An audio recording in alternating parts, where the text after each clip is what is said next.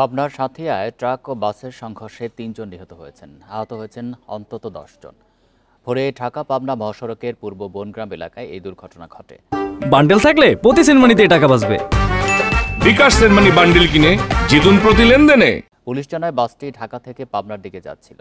পথে বিপরীত দিক থেকে আসা একটি পাথর বোঝাই ট্রাকের সঙ্গে সংঘর্ষ হয়।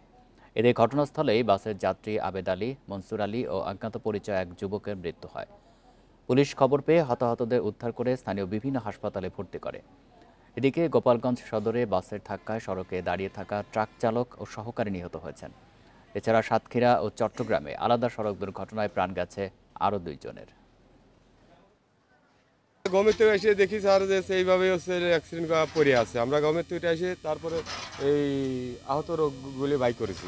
দুর্ঘটনাটা ঘটে ঠিক 5 মিনিট পরে আমাদের হাইওয়ে মাদপুর হাইওয়ে পুলিশ যে ডিউটিরত অফিসার ফোর্স আছে সঙ্গে সঙ্গে আমাদের স্পটে উপস্থিত হয়েছে। উপস্থিত হওয়ার সাথে যারা আহত হয়েছে তাদেরকে আমরা উদ্ধার করছি।